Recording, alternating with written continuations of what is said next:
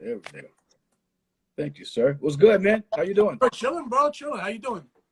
Good, man. I appreciate you for jumping on with us. We got Lord Goat, Goretex, Gore Elohim, All that. all that shit. We're gonna get into all that shit because, like, I feel like you got warrants or something, man. Changing your shit up so much. Hey, man. So yeah, we're gonna get into it. Yo, funny thing is, man, I have an interesting relationship with your music and nonfiction because I'm always late. Like, so I was late when nonfiction, when you guys finally dropped the first joint, that was like 2002. And I wasn't fucking with no new shit then. I was like, fuck, by this time I was like, fuck all this. So I didn't hear Rockstar, none of that shit for like 6 years. Then I didn't hear your solo joint for like a few years later, and I was like, oh, that's the nigga from fucking nonfiction. Then I was late to your shit this year. Yeah. So I apologize, man, but I'm always a little late. I'm bored now, bro. That don't matter. It's all good. No doubt. So I'm always a little late, but and I was gonna say it's too many motherfuckers out there right now, man. To be honest with you, a lot of music, a lot of shit, man. We got to get into that too.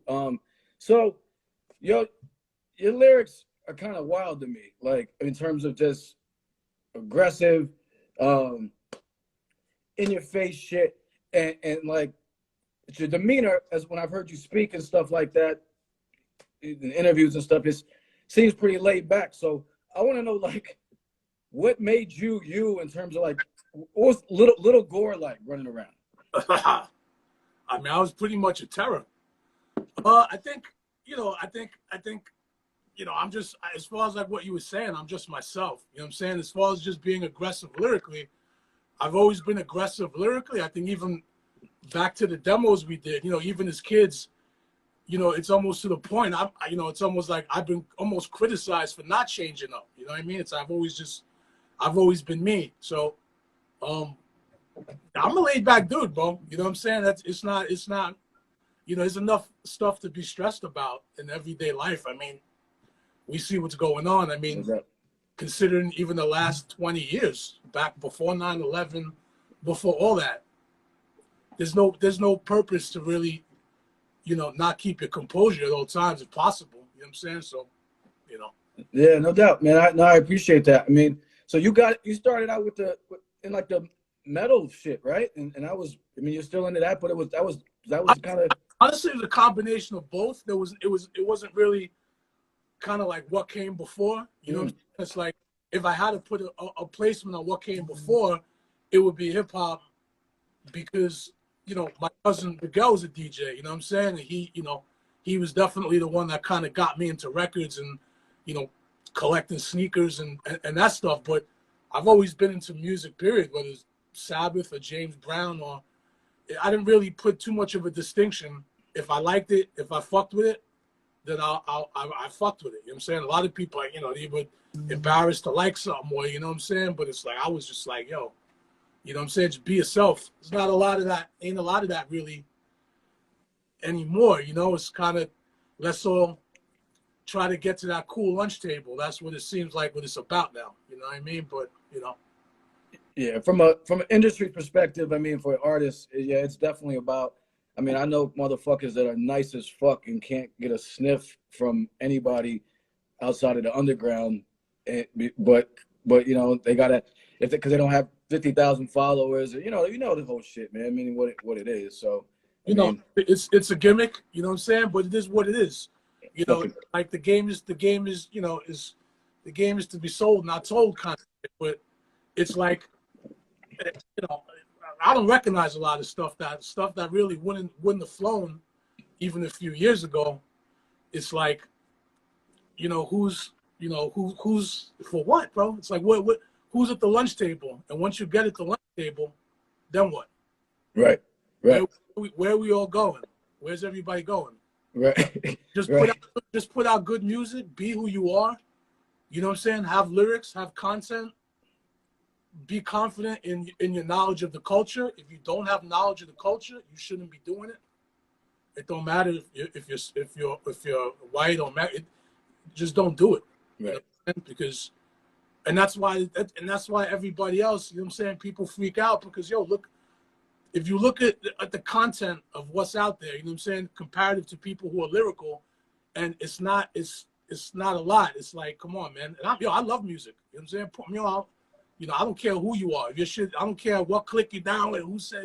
If your shit is good, I'll listen to it. If you're lyrical, I will sit there and listen to it and analyze it like anybody else. You know what I'm saying? Right, right. A lot of, you know. But you know, I'm not trying to make this into a negative. It's like, yo, there's a lot of good music too, and I ain't mad at nobody. But that lunch table's crowded, man. These cosigns are getting crazy, bro. It's like, yo, who's at this lunch table? Right. You know? Facts. Big up everybody checking in. We got Lord Goretex, Gore Elohim. Salute to everybody checking in. Apathy said, check out these handsome fellas. Salute. Big up everybody on there. You got a lot of fucking diehard people that rock with you, yo. Like fucking motherfuckers quoting all your lyrics and shit, man. Fucking. That's love, man. That's why I do it, man. It's not for really any other reasons. You know what I'm saying? Right. No. It's when I get support, I appreciate it. You know what I'm saying? Because there's a ton of fakeness. So I appreciate that. You know. Yeah, motherfuckers in here like this, basically reciting your whole joints and shit. So it's fucking for real. I remember more the lyrics than I do at this point.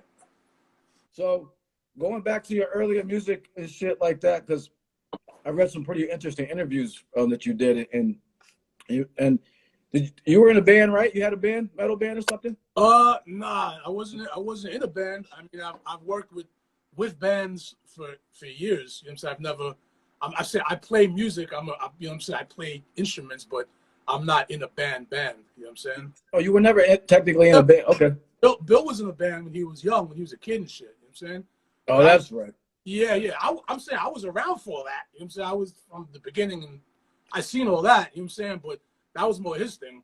My whole thing was when I was little. You know what I'm saying? I had like a magazine and shit, and I did all the legwork. You know what I'm saying? So I would write to groups and producers and just get free material, write about it, you know, and it's like, I was like 11, 12, 13, and me and this cat, you know, we're just running up in clubs and just, it's all crazy stuff. You know what I'm saying? So to answer your question before, yeah, originally it was hip hop, but I've been involved pretty much my whole life in other areas as well. You know what I'm saying? So it's like, you know, people say, oh, where's your heart, man? It's like, you know, you fuck with metal, but like, yo, you know, you have an extensive knowledge of hip hop, but where's your heart? It's like, I'm a musician. You know what I'm saying? It's like then you're gonna ask me, yo, so I can't like Miles Davis. I can't. It's just me. I'm a musician, bro. I'm a musicologist. I don't give a fuck about none of that. You know what I'm saying? Yeah, I mean that's. Of course, listen. Of course, there's categories, and I get it. People are like, I don't fuck with that. Yo, I get that. I completely get that. But life is so short that I almost feel bad for people that just want to listen to it, like, you know, one type of music, just one. Yo, hip hop is great. I love it. You know what I'm saying? We live and we die for it. But put on some jazz. You know what I'm saying? Put on some fusion. Put on some, you know, open your mind a little bit. You know?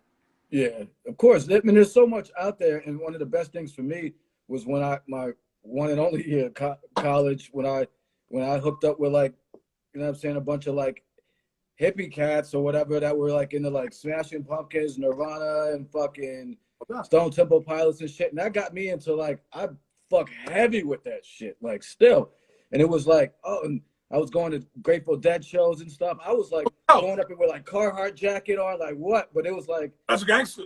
You know what I'm saying? Like, fuck it though. Like, it was all, you know what I mean? And that was, so I could relate, man, because you totally limit. There's so much dope shit out there. Yo, did you ever fuck with the rave scene at all? Wait, what happened? I didn't hear you. Huh? What happened? I didn't hear you. Did you ever rock with the rave scene at all? Rave scene? Nah. I sold drugs at the rave scene. I never fucked with the nah. But I knew peoples, you know what I'm saying? I had peoples in Brooklyn and shit, but that wasn't really my thing. I mean, the projects, you know what I'm saying? We had DJs. There was even like house music DJs. So, you know, with all the hip hop parties, there was still an element of that, you know what I'm saying? There's 80s records and 90s records that were cool, but I never got really into that. That was a little not, you know what I'm saying? But, you know, shout out to BTS from Brooklyn. You know what I mean? That's the whole, you know. Yeah, I ran into them a few times, you know what I'm saying? fucking at some NASA parties and shit. That's why fucking I was BTS. I remember. Somebody like a few years ago, he sent me a mix of some Amsterdam DJs constantly like mixing my shit with like drum and bass and like weird stuff. And I don't remember his name, but I wasn't interested enough to really pursue that and see it because it's kind of weird. And people with like green hair and like 18 piercings, you know what I'm saying, like 20 hits of E, like sweating their balls off. It's not really my scene, you know what I mean? That's not. Yeah, it's a weird scene. I love it because I mean I like techno and I like house, so I put up with. No, but I'm saying, you know how it is. They be going extra. The extra. Of course, son. You motherfuckers passing out all of themselves, drooling all over you and shit and what. Yeah. See, that's where I'm good on that, Yeah. No, I know. You had the Tyler stepping over motherfuckers, running up with Vaseline and fucking Vicks and shit, all that shit. No, I know that. But, back in the day, it's like you had dudes like Frankie Bones, you know what I mean? All those dudes would come to Glenwood and all sorts of people back then. So, I mean, I definitely respect that scene. Yeah. But as far as like originally getting into hip hop, like I said, my cousin from Long Beach was, you know what I'm saying? He got me into DJing, collecting records, all that. Rap the Light, anything on that label, anything on Sugar Hill, I became like weirdly obsessed with. You know what I mean? Didn't matter what it was. You know what I'm saying? I bought everything that I could get my hands on. So we'll start from that. So that it's cliche to say Rapper's Delight, because it was such a big record. It was almost pop. It was everywhere. But that really was a big record because you had multiple MCs on it, and all of them. It was like, to me, it sounded like Woo, in a twisted way, But all of them were dope. You know what I'm saying? Even though, of course, Grandmaster Caz, whatever, Caz wrote all that shit. But as far as voices and steez, that's where I kind of got like, this is. So from there, it didn't matter about like, the metal's cool, all that and all that other shit. I'm doing this from now on. It doesn't matter what else happens. Right. So it really was Sugar Hill. That and the fact that me and my moms, we took a bus one day from Long Beach to I forgot what mall. Maybe Green Acres. This is back in the day. You know what I mean? People rocking bell bottoms and afros. So we get on the bus and we're sitting down, and sitting in front of us was this chick. She was like this hippie chick with this big flowery hat, with this long sundress, weird scene and shit. So I'm sitting next to my mom. So I turn, I look, and she's by the window, and she's like obscuring herself by the window, and she pulls out like, it was like a massive pilot marker, like dripping with ink. And I see it on everything. So I see her bust a tag. I'm like, I gotta be like maybe 7 at this point, 6. And I was obsessed with tagging, bro. I mean, I'm writing on everything. I don't give a fuck. So I see her attempting to take a tag, and I'm like losing my mind. You know what I mean? So she gets up to get off the bus. It said Sugar Hill with the nastiest hand style I've ever seen to this day. Fire, my dude. Wow, that's dope. So yeah, I told my mom, I was like, yo, you see that? She's like, what, that asshole wrote on the window? I was like, nah, look at that. That's Sugar Hill. Like, it was ridiculous. So she's saying that it's whack and that she wants to tell the bus driver. I'm like, no, we're not. I'm like, yo, we're not. No, crazy. I mean, that was a big influence. It sounds minuscule, but that shit killed me, bro. Yeah, those are the things that stand out. I mean, so how heavy did you get into writing after that? Writing was gradual, you know what I'm saying? But writing when I moved to Sheepshead Bay. I mean, as far as graph, you did graph, right? Yeah. Writing when I moved to Sheepshead Bay in Brooklyn. Okay. I started getting into it, you know what I mean? Because that was the last of the trains, you know what I mean? That's way out, right? That's way the fuck out, right? Bell Parkway, after exit 13, it's out there, but it's still, still trains. You know what I'm saying? Still 5 boroughs trains, and all of them were smashed already. All of them were top to bottom. You couldn't even get a marker in them. That's how people. Yeah, this shit was crazy, bro. Yeah, that was a big influence. Graph was a huge influence. People that I grew up with, people that are deceased, people that were big influences on me. My man Slay, 149. CR Tony from Flatbush, DOA Crew KBC, Jster KBC. These are all crazy dudes. We used to go to CR Tony's crib, and we used to get outlines. He would give us outlines because his wild style was the craziest I've ever seen. You know what I'm saying? There's a lot of crazy, there's good people out there, but CR was just ridiculous. So we'd go to his crib, and he would just give us outlines. We would take the outlines, go home, steal some designer markers, get paint, and we would just go crazy. You know what I mean? Yeah. But Tony would just, he would just be the OG at the crib. He didn't go anywhere. But everybody that came through Vanderveer Projects that wrote graffiti, you'd have to see CR Tony. If you didn't see Tony, you're wasting your time. There's no reason to be there. And we were like 14. You know what I mean? We, multiple times we almost had problems out there, but whatever. You know what I mean? Yeah. So shout out to Tony, shout out to DOA, Slay, shout out to Best. When did you link up with Bill? When did you move to Glenwood? I moved to, I want to say 86. Okay. And y'all was youngins. Y'all was youngins then. Yeah, I was 12. You know what I'm saying? I moved there, I was 12. You know what I'm saying? And I don't know, he might have been 14. Got you. So let's take us to early nonfiction, man. Like, as far as, because I'm a little confused as to some of that shit. Like, it's a confusing story, bro. You know what I'm saying? I write the book. I gotta write the book. Then it'll be a little more understood. You know what I mean? You gotta write the book, because it's. I mean, I tried to do the knowledge, man, and I was like, yo, it was like unraveling a telephone cord or some shit like that. You know what I mean? I was like, what the fuck is this? Like, well, it's that, and it's difficult. It's difficult to find traces of my history for reasons we don't got to get into. But a lot of that's been deleted. People try to delete that from history. You know what I mean? So there's a certain amount where you're not going to find stuff on me. Right. So that's I noticed. But it's the same force that doesn't let me keep a Wikipedia page up. Anybody ever noticed there's never been a Goretex or Lord Goat Wikipedia page that stays when there's connections to 17 people with pages? Wow. My page would never, ever be taken down or even critiqued because it's official fucking page. I have 75 articles attached to that. So I was wondering why I didn't see one, fam. The shit is irritating after 15 fucking years. Like, yo, you know what I'm saying? We know somebody's spending money. You know what I mean? I don't know. You know what I mean? Somebody's spending money a long time to fuck with my shit. You know what I mean? Yeah. I don't know how somebody could be banned from Wikipedia for 15 years. Forget the Goretex name, because I can't use that. That's a different story. Right. The other name, and I've done albums with other names, and it don't stick. Why are my Facebook pages completely destroyed and killed from the get-go? Every artist page on Facebook I have. Why is that? What types of errors or reasons do you get from, like, for the wiki? Like, when listen, man, put it this way: everybody, whether people know it or don't know it, people have connections in that world. So maybe me or you don't have a first cousin that works for Facebook that could fuck your shit up and pages down and shadow ban everything. But that happens every day. Of course. It's just not talked about. You know what I mean? Right.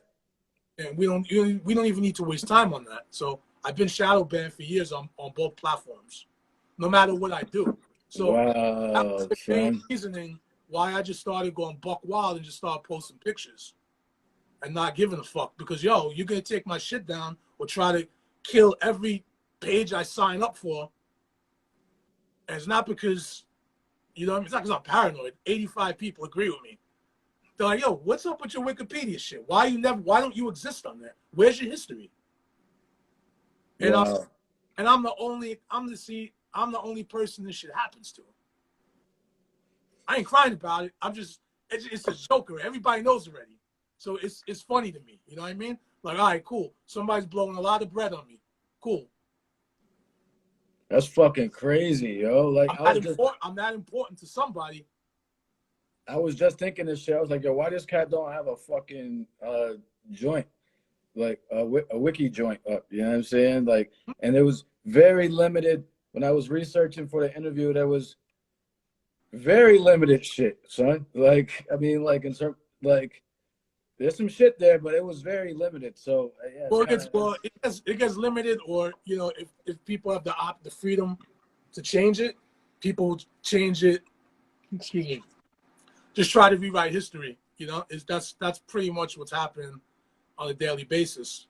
But going back to what you were asking before, basically I met this guy in '86. You know what I'm saying? And from there, we solidified just us doing music. He did other stuff. We both did other stuff. Mm-hmm. But from there, you know what I'm saying? Our love of just music in general, that's when we started taking it seriously, 15, 16, taking 4 buses, going to Newark. Rest in peace, my first real producer, B Wiz. You know what I'm saying? He did stuff for Chino XL and a bunch of dudes. Oh yeah, Chino shouted him out too. Actually, when we did an interview with him, yeah, rest in peace. Man, I can't wait to shit. You know what I mean?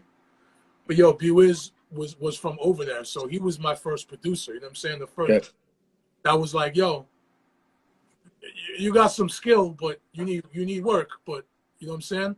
So me and Bill would go there every week. You know what I'm saying? We're making beats and so on. So that's kind of where my first real studio experience was. Because it took us 6 hours to get there, and we would just make a beat on the Insonic, and then you turn around and we gotta go home. It's like we just got there and we gotta go home. We're kids. It's costing us $100. We're taking 2 buses to East Orange. You know what I mean? So people are like, yo, these guys, like, who the fuck are these guys? You know what I mean? Right. 92, we were aliens, bro. Trust me on that. We were aliens. I believe you. No doubt. So people didn't know what to really make of us. So sometimes that caused friction and shit, but we didn't care. You know what I'm saying? We didn't care. We go to B, we leave with a track, which would have been like, we had a group, which I'm not mentioning, was Dead Celebrities. I don't know why I'm not mentioning that. So Dead Celebrities, we had multiple demos, and we did all that at B-Wiz. So we come back to the crib with like, joint like Junkies with Guns or Brooklyn Bonanza. We would just come through every week with a new joint, So from there, we just did solo stuff. Bill did his band. They broke up. Everybody's doing their own stuff. I was going uptown. You know what I'm saying? I started interning for Sleeping Bag Records back in the day. I started interning for Virgil. You know what I'm saying? Me and 10K. Yeah, you know what I'm saying? So a lot of people don't know that. You know what I'm saying? I didn't just wake up, I've been doing this my whole life, bro. You know what I'm saying? Interning, just, sleeping bag, just like, Virgil giving us sleeping bag jackets was like, I mean, Yo. For me at that point, that's all I really wanted, man. You know what I'm saying? Yeah. All other shit is icing on the cake. You know what I'm saying? So we did promotions for Virgil. Virgil was doing like Club Ajax and a bunch of like partner clubs at that point. So me and 10K were doing Club Ajax. So it got to the point where he was like, yo, if y'all want to just go out and get acts and get like these new new underground acts, I'm willing to blah blah blah. So it was just like, Bobbito wasn't even, Bobbito just, did his first show. So that's around the time frame, because like Stretch and Bob, I think, came on in June of '91. And I was one of their first listeners. I heard I was like, that I was torturing them every week. Like, yo, let me come up. Yo, I got, they were like, yeah, nah, no doubt. I was sending, I wasn't ready. You know what I'm saying? Cool.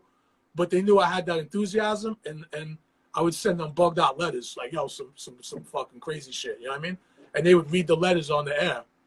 Lord Seer, all that. So, that's the Reverend days, bro. That's the Reverend God days, you know what I mean? Yeah. I heard about that shit. That you was like fucking the pest calling. Yeah. Fucking. I mean, I'm saying, a few years later, we were on the show every month or two. So and and it was that was a special moment. You know what I mean? It was like you kind of knew something was really bubbling, something different was happening, and it was just like New York. It was like, yeah, this is our shit. You know what I'm saying? Right. Diluted with some other shit. This ain't Cali shit. There's no Southern influence. This is New York. You know what I'm saying? So of course there's some groups that came before us, but in that moment, it's like Company Flow, Juggernauts, Arsonists, us, you know, we were like a steamroller at that point. You know what I'm saying? That's just how it felt. You know what I mean? And Yeah, a yeah, lot of people that weren't really even listening to hip hop at that point kind of were like, oh, you know, this is some other shit. Listen to what these guys are rapping about. You know, it's different. It wasn't just, you know, we didn't sound like UMCs either. You know, it was like some other shit. yeah. Then No we fact. I interrupt you, but then we had a group called the Goons after that, which After, okay. yeah, after that, not to jump, but that was me and Bill and Necro, and we were the Goons. You know what I'm saying? So All right. people, you know, because some people are like, oh, you know, I know you guys were in a group together. You know what I mean? So some people got confused. The Goons, that's the only group that all three of us, and we were in that. You know what I mean? Okay. And That's then nonfiction. so that's pre. So the Goons is pre nonfiction. So then, you know, correct me if I'm wrong. You know, internet sometimes has inaccurate information, but what I heard, you freestyled like you freestyled in front of Search or something. You were the last member, right? Yeah. What happened was those guys were doing stuff for about 9 months, nah, maybe a little less, maybe about 8 months. And Serge called me and it was just like, yo, you what's up? You know what I'm saying? Let me hear something. So I just kind of went off the dome, you know, and he was just like, okay, you know. So He then what happened with that, man? I mean, like fucking Hardy like dipped out of the group real quick or some shit. Like I don't understand like Search his mind sometimes for real.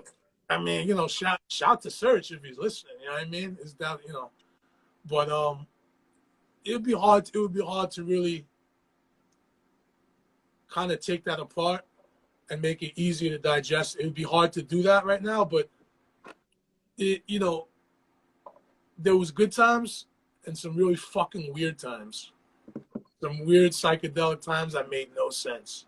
But okay, so let's confirm. I mean, that's cool. And I understand you don't want to get into everything, but he started the group and then dipped early, right? Basically. Yeah. I mean, Okay.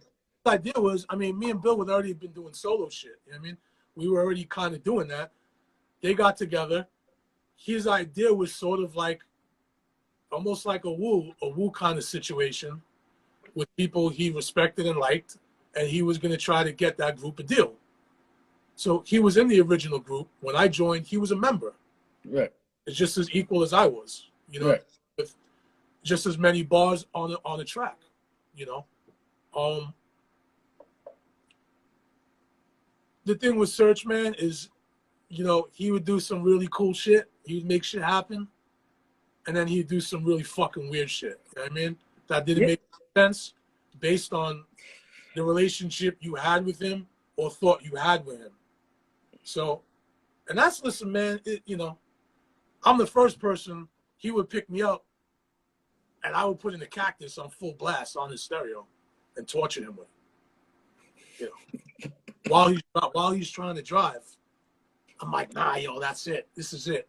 You're playing product of the environment, like Playing fucking, like the first album or something. You know what I mean? Like, you know. He's like, yeah, you know, the point is he was, you know, I let him know I was a fan. It wasn't like, you know, I preferred Pete lyrically, but I was a supporter, you know what I'm saying? So I was familiar with the album, so I would torture him. We had that thing going, you know what I mean? And to Search's credit, you know what I mean? When he asked us what labels do we want to sign to, we gave him 2 labels, and he came back with the gimmick for the one that we asked for, which was Geffen Records. right. So we were like, okay, you know. But then he'd do something really dumb and fucked up. And then he'd come back with like $6,000 worth of Echo gear and give us. Or get us a Nike endorsement for 6 months, and we would get like 50 pairs of Jordans. And, Right. then that would dry up. And then he would get us a record deal, and then he would fuck that up by being shady for no reason. And then we had to go to the person who runs Geffen Records, and I had to fix that. So, All right. So look, there's five. I was reading, yo, like so Geffen, and then Russell Simmons comes after, right? Because the album, when did you guys actually finish the album? I couldn't give you a definite answer on that. I mean, as far as like actual dates. Well, I mean, like, yeah, like 96. Here's the thing: we were on 3 different labels, so the times gets a little hazy. You know what I'm saying? Right. All right. We finished the record. I want to say 2001. I think. We did that through Landspeed, but after that, we were gonna get signed to Warner Brothers. It's confusing. Yeah. So wait, but I heard. So let's go back though. After Geffen, wasn't there Russell Simmons after Geffen? That's true. That is correct. Now, right. The thing with Russell is Serge brought us up there. And, you know, I never been in Russell's crib, which was above Tower Records on 4th and Broadway. You know what I'm saying? Everybody knows he had the penthouse up there. So, you know, we went up there and it was just, this shit was wild, bro. I mean, I never seen a setup the way his crib was. You know, this guy had like these heavy, like cathedral light stairwells that went down the whole thing. It was like, I can't even explain it, man. His setup was crazy. And as soon as you walked in, it was like his kitchen. And I'm just like, you know, I mean, me and this guy, you know, we was already lit all day. So by the time we got up, I'm looking at the bill. I'm like, yo, we were fucked up. I'm like, yo, this shit was crazy, bro. So I turn around and Russell's like, hey, you guys, he's like, you guys want some juice? I'm like, yeah, no doubt. I'm like, oh. So, yo, he got his juice. Obviously the best tasting juice you have in your life. You know, so the mistake was we went up there and, you know, Serge had an idea that we should rap for him. And I'm like, that's not a good idea in any situation. You know what I mean? But he felt adamant that we should. Y'all are different. Show him you're different. This is the time. I'm like, I don't think this is the best time, man. He's giving us juice. He's not asking us to fucking perform. Now we got to bring out the top hats in his kitchen. It was weird for me. But that's what he wanted. So I was like, all right, cool. We listened to him because even at that point, he was a veteran. He'd had record deals. And regardless of how they felt about him, we still going to listen to him because we're in Russell's house. Right. You know what I mean? So we spit. We did like 12 bars. It was cool but awkward. But, you know, Russell knew that, we meant business, you know what I'm saying? But it was just, you know, so we spit the bars and then we're just standing there. And I'm like, in my mind, I'm like, yo, this shit is, you know. So Russell, you know, he changed the topic. He's like, yo, because he saw us look in his bedroom, you know. I'm looking, you can see, I mean, it's hard to explain, bro. Like, it was a huge, huge spot. So there's a big hallway, like you would see in a movie, you know what I'm saying? Some kind of Fellini movie or something. And you would see a bed sticking out, like a 20-foot bed with these big, like prizes and stuff, and like links. Almost looked like a steel cage. Like, it was heavy, you know what I mean? So I'm looking at it and I see handcuffs hanging from the top of it. So I'm like, it's heavy.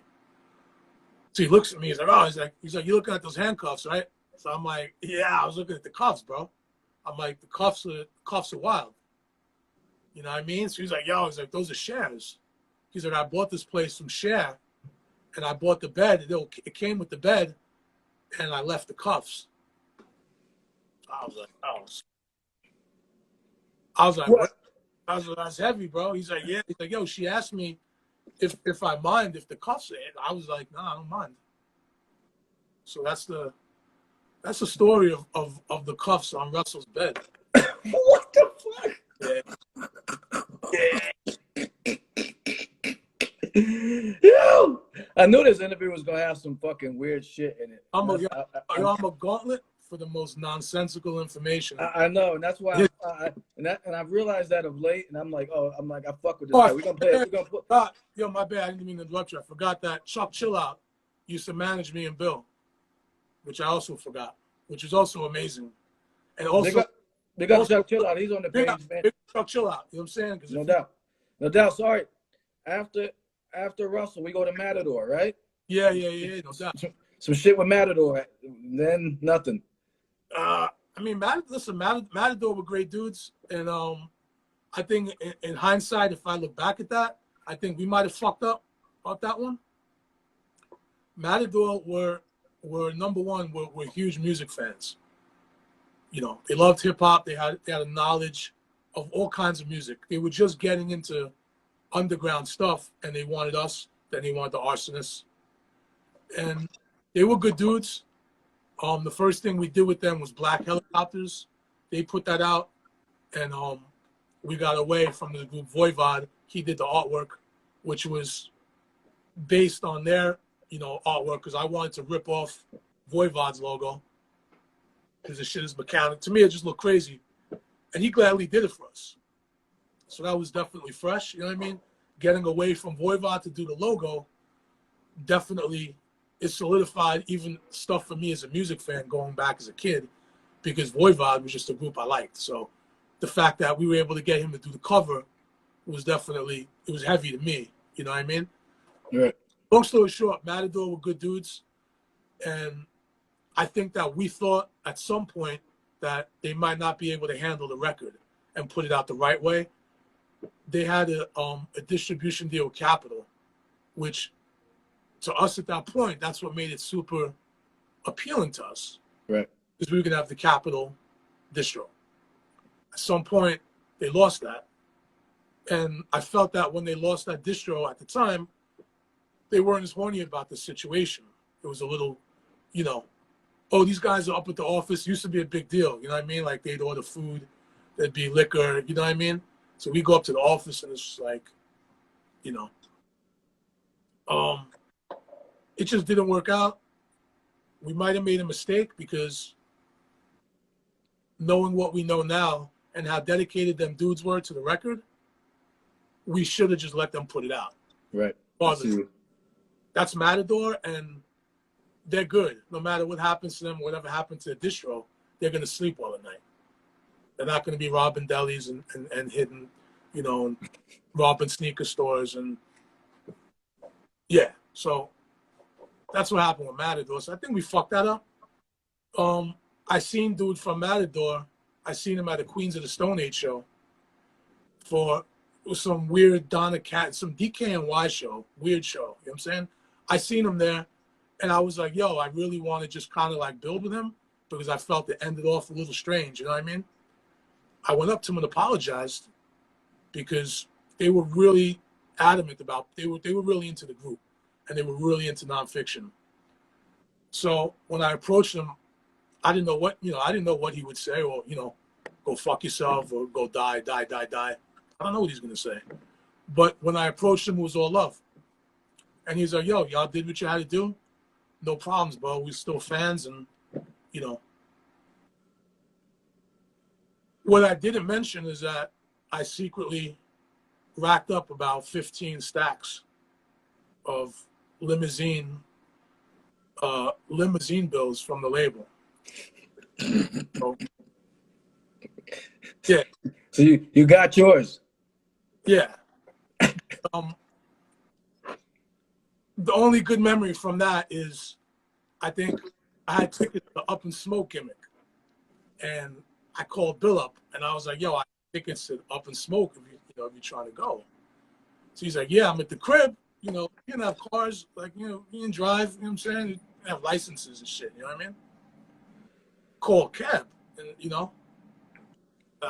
I built it to Matador, you know what I'm saying? So I only ordered a town car. They sent me the stretch joint.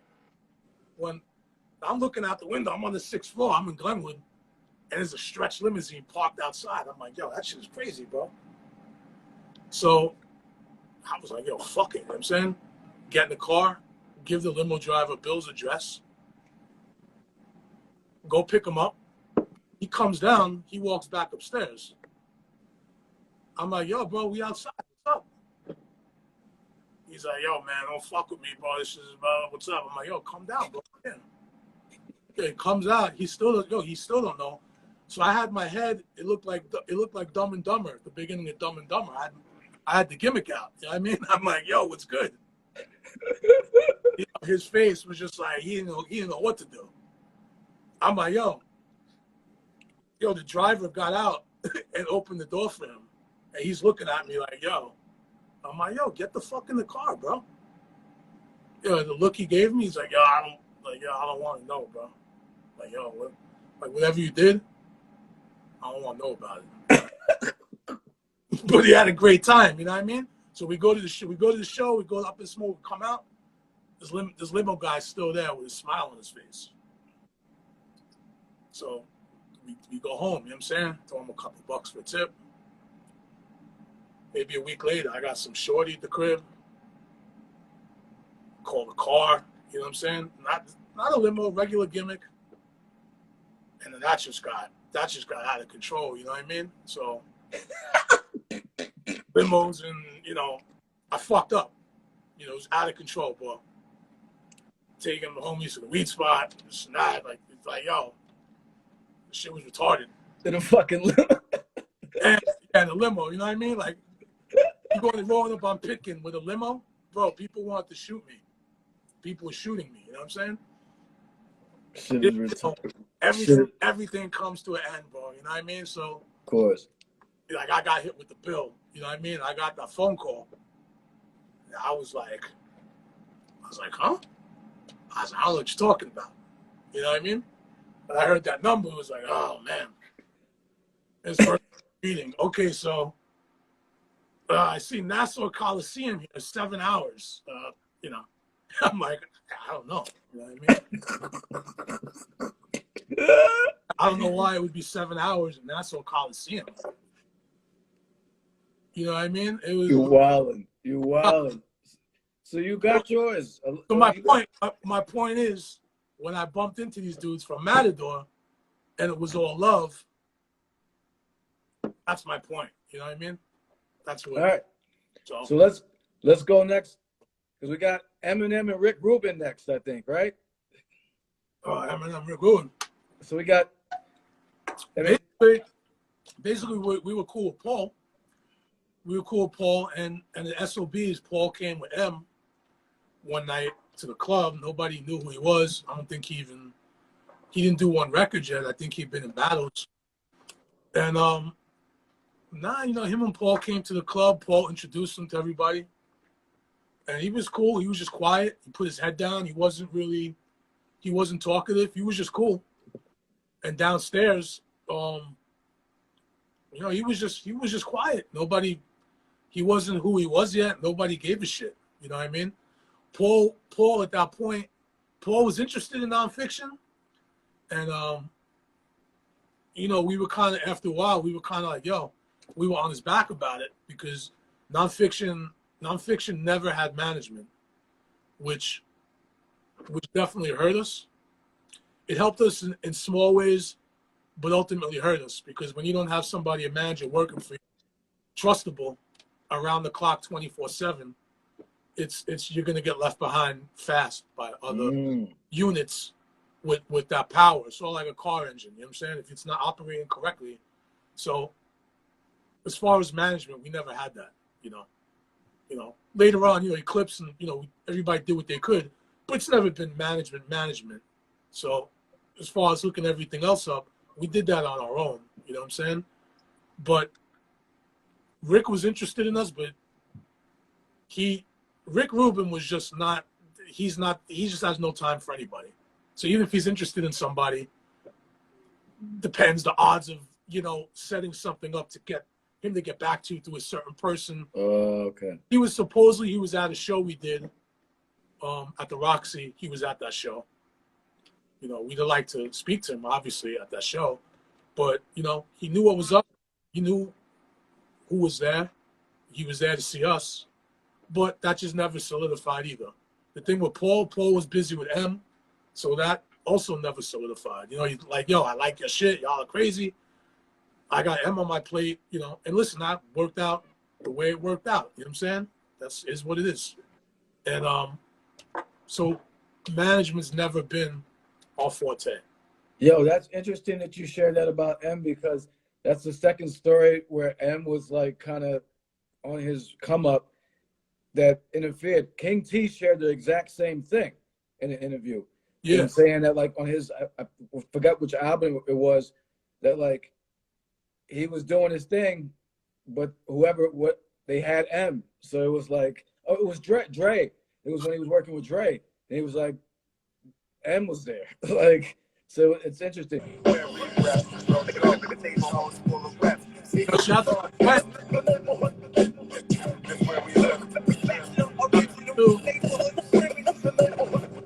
Killing it on that joint. Yeah, you got some heaters on this shit, man. I like this shit.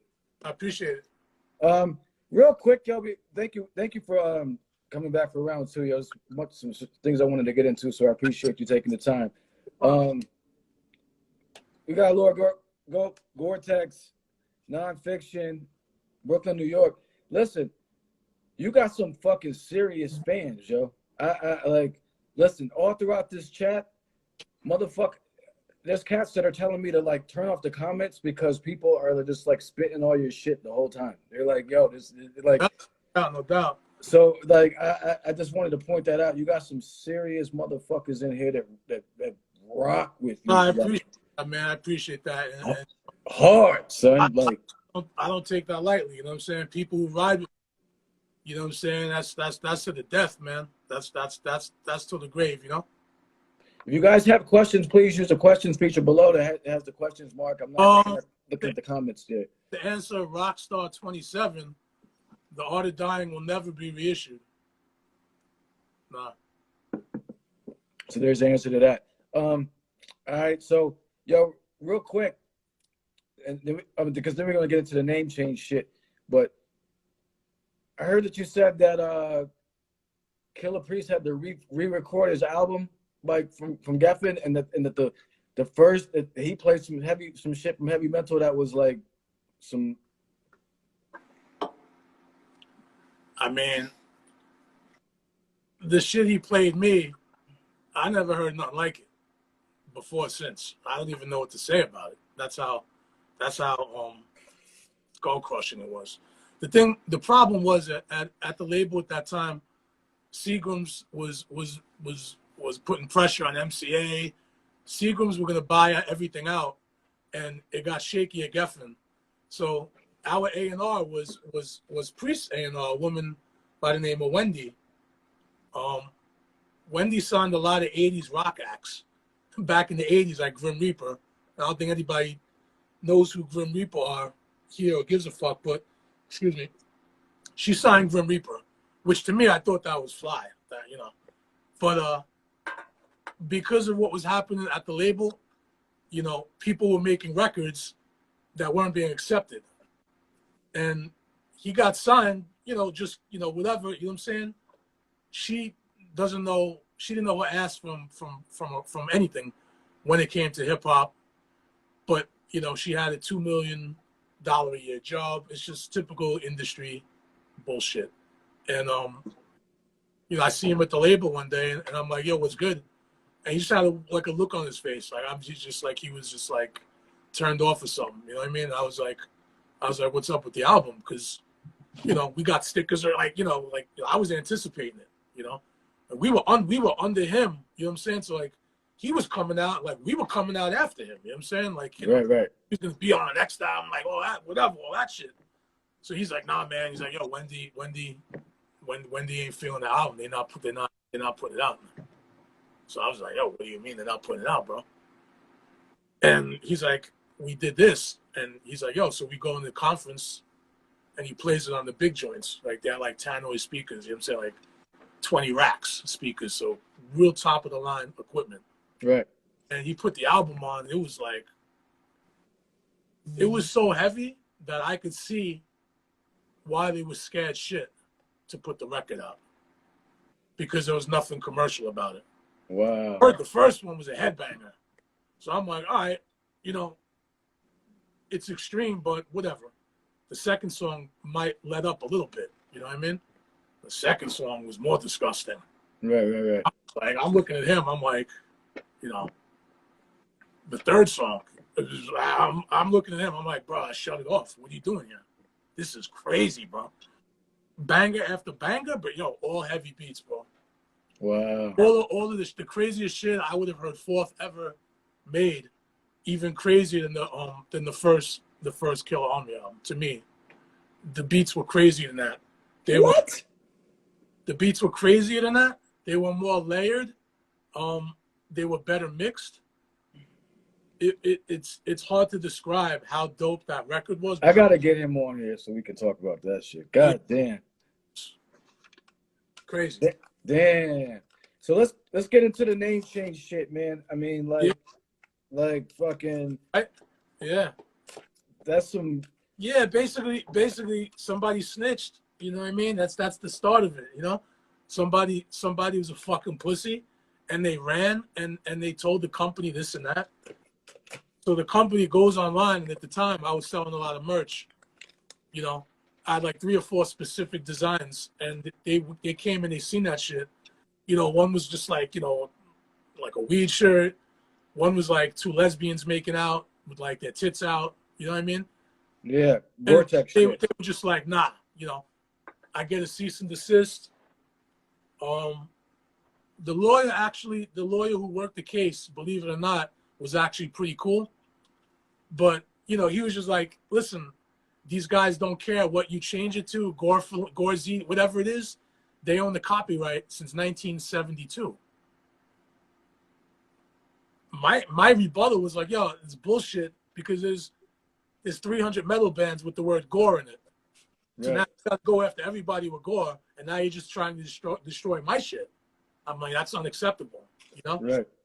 So what it was is, it doesn't matter if I change my name to Gorzidi, because in legal terms, there's a likeliness to the original character of the defamation of the copyright. You know what I'm saying? So it's like, I can't use gore anything. Damn. Somebody snitched. They made me take everything down. Without getting too much into it, you know, it was difficult to deal with. I kind of had them work something out where basically if you're trying to tell me to take a walk, you're going to pay me for that walk. Or, you know, I'm going to put out 300 shirts next week. Wow. You know? That's fucking, yeah. So over the years, I try to sneak it in here and there. Because for 10 years before that, that's how I was touring. You know what I'm saying? That's how my livelihood, that's how I'm feeding my kids. That's how I'm staying out of fucking jail. So now you're telling me I can't use that name because somebody snitched. Wow. You know, and around that time, there's a lot of funny stuff that was happening without getting too into it. I had an Australian tour booked for 5 shows in Australia. Okay? Everything was perfect until I get a call from a promoter, okay, before he's ready to send me stacks to go to Australia for a solo tour. He said something came up, and my boss got information over the last 24 hours that said you're an alcoholic and you can't perform because you can't even stand up because you're that much of an alcoholic. Wow. I'm like, are you fucking out of your fucking mind? I don't even drink. Yo. So what I'm trying to say is a lot of funny shit went down. That shit cost me stacks, bro. I had legal bills. That's just not cool, bro. So it was a good 2 years of that happening, where I'd reach a booking agent, get it set up, and he would stop returning my calls. What? Yeah. So, you know, it's like it's the industry is a chess game, but when there's still forces, you know, that fuck with your Facebook pages, you know, how does a Facebook artist page, a music page, stop at 19,000? How does it stop when it just doesn't make any sense? Right. So when they shut your shit down, no one's seeing your stuff, no one's seeing your posts, and that happens to a lot of people. So, you know, for whatever reason, you know, so when people don't see stuff for X amount of years, or people can't find my shit, there's a lot of reasons that go into that. It's not because I'm being Mr. Evasive or Mr. fucking weird. You can't find my shit for a reason. You know what I mean? I make a YouTube channel, and that's still that's they still shadow that. That shit's crazy, son. So, That shit's wild, yo. I mean, people talk about underground. People throw that word underground around. There's no one. I don't see any underground rappers really. Maybe except me. Elaborate. What you mean, I'm saying I'm the only artist getting stunted, shit shut down. You know, it's like I gotta do things 5 times as hard as anybody just to be seen. I don't care. I'm not complaining. There's a couple of years where I didn't put any records out. I was dealing with legal issues, X, Y, and Z. But it's fairly obvious, and anybody, you know, would probably agree with you. It's obvious to see that, especially with social media. You know? Right. No doubt. So, you know, a lot of people get shadow banned, but my whole career has been a very mysterious social media shadow ban. That's fucked up. And So, and that's fucked up. That's why you were saying, like, you like, in terms of your page and shit, like you be posting whatever, which is what I want to get into, yo, because you're heavy into the pop culture, and so am I to a certain extent, to like basically like the end of the 90s, to be honest with you, or mid 90s. After that, I'm done with shit. absolutely. So I heard you watch like Three's Company like every day or some shit like that. No, I don't watch it every day, but I mean, I fuck with it. I fuck with all good TV shit. All the 70s and 80s shows were good. All right, It's not the only thing I watch, but I definitely. All right, we're gonna play some games. There's some head to heads. All right. So Three's Company of Different Strokes. Who you got? I mean, that's a tough one, but I would have to say Three's Company. Why? Yeah, I mean, why? I mean, break it down. I need to know why. This is important shit. Not just about Chrissy, but Jack's gimmicks were crazy, bro. All Jack's physical gimmicks, that shit is hilarious. You know what I mean? Mr. Furley or Mr. Roper? I mean, you got Mr. Probably, I would say Roper, just for the angles when he turns his face to the camera, and the camera zooms in on him. That shit is like a hit of acid, bro. You're stupid, yo. That shit hits the spine, bro. All right. So you got. But rest in peace to practically the whole cast of Different Strokes, though. You know what I mean? Yeah, that was a fucking dumpster fire. Yo, my man seen Todd at one of them shows. You know what I'm saying? Those trade shows. And Todd was like, "Yo, who got the Kush? Who got that Kush?" And they lit him up. They lit him up like 3-4 L's. Yo, Todd was lit, bro. Yo, I saw Virgil from Ted DiBiase and Virgil from wrestling, WWE. He's from Pittsburgh. He was at some like Italian American festival, like selling like autographed pictures. Shit, dude was down and out. Shit was fucking sad to see, yo. So I mean, it's a lot of that. You know what I mean? That show was cursed though, fam. That Different Strokes shit was cursed, man. That was a curse. Different Strokes was a curse. A lot of shows were cursed. That shit was, yo. Who would win in a fight between Archie Bunker, Fred Sanford, a battle royal joint, like a remaining battle? Archie Bunker, Fred Sanford, and Al Bundy. Who coming out? I mean, you might say Al Bundy just because of the age, but all right, I would say Fred. I would say Fred though. I got it on Fred.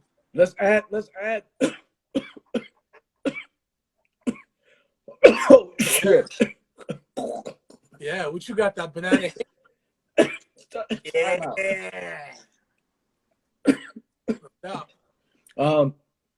Let's add some years to Al Bundy, then even it up. Yeah, I think Al might take it. I think Fred might come in with some dirty shit. He might have the ox on him. No, so I don't know. Fred got the cane. That's true. That Fred will match somebody with that. Yo, so top 5 TV shows for you. Oh man, that's a tough one, man. Fuck. I know you fuck with Chips. I know you. I know you Yeah, I get fuck with fucking. Chips. Yeah, I fuck with I know you get. You fuck with Chips heavy with the I fucking intro. sample Chips. I sample Chips. You know what I mean? Right. Um, Chips is up there. Three's Company. Uh, it depends. Are we talking about family shows? You know, 8 is enough. Are we talking about? Let's go. Let's go. Top 5 shows back in the day. Like early 80s. Let's just call it 80s. We'll do Family Ties. Let's do Family Ties. Family Ties. Cosby Show. That's a little later, but um, damn, I don't know. Silver Spoons. Even though Ricky Schroeder was annoying, the fact that Silver Spoons that was supposed to be on Long Island, that shit was interesting to me, but whatever. Good Times. Good. It's favorite shows ever. It's between Good Times and Three's Company, but it's probably Good Times. All right. So I'm gonna ask you some either one way or the other with these. Did you fuck with Seinfeld or no? I'm not a diehard, so no. There's a longer answer, but to make it short, no. I get the show. I get why people love it, but from afar, I get it. I'm good, but I get it. You know what I mean? I'm just not invested in it. Did you fuck with The Wire? What happened? Did you fuck with The Wire? I seen a couple episodes. Dope. Not an expert on that. You know. Oh, okay. So that didn't grab you like that. It was dope. Chips versus $6 Million Man. I mean, I would have to say Chips because there was more action. Chips pulled over more girls high on drugs and vans, getting away on skateboards. You know, 6 million. Lee Majors was dope. You know what I'm saying? Bionic Woman was cool. She was cool too. Obviously, Lou Ferrigno, Hulk. Yeah, the Hulk was the old school Hulk was dope. I hated the old school Batman though. I did fucking with Adam West. He was a fucking herb. Yeah, it was weird. He was terrible. All right. Hulk Last thing before we get on out of here, yo, Yeah. you've talked a little bit about. I've seen it in interviews, and I kind of feel the same way. Like technology, where we're at with social media and all this shit. Like, just some thoughts on that, man, because you've acknowledged that you hate it, but you obviously need it. You know what I mean? So it's, you know, for me personally, it's gotten to the point it's physically painful to deal with. It hurts to use it. It hurts me to have to put it into an email, but I have to do it. So it's like, look how tied in and enslaved we are. We're not allowed to say, I don't want an email. I don't want to do that. I don't want to use a computer if I don't want to, but we're so enslaved to it. There's no point in even arguing with it. We know where it's going, but it's bad. It's just bad, and it's like, I really hate it, and I think no artist should be using it. There should be no hip hop artists, including myself, on Instagram. yeah, but like you said, you have to, yo. I mean, otherwise, no one, not like. I'm not listen. I mean, I agree with you, but I'm not the first person to say that I'm always into promoting myself. You know what I'm saying? Of course. I'm not, you know, I'm saying I want people to hear the music, but I don't care about really promote. I'm saying you're a cool cat. You know what I'm saying? We chopping it up. It's fun for me, but normally it's not really my thing. You know what I'm saying? It's just Right. like, for me, I like to keep the mystique of the artist. You know what I'm saying? I don't want to know who's putting vinyl out every day.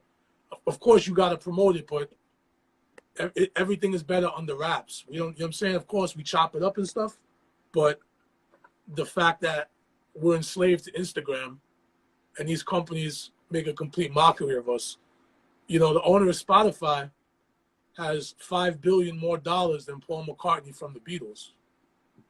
And the guy who owns Spotify doesn't know how to play any instruments. He's never made a hit record. And we're enslaved to this guy. Hurry up and let's make 60 albums in a month so we hope this guy could pay us. I didn't sign up for that. Yeah. No, that's real talk. You know what? I don't give a fuck about that. I want to put music out, you know what I'm saying?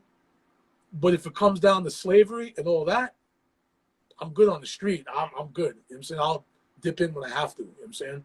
if it comes down to that. Right. No doubt, man. It's bittersweet, man. There's so many fucked up aspects about it, and there's there's too much music sometimes, and the fact is there should be quality control, and there's not.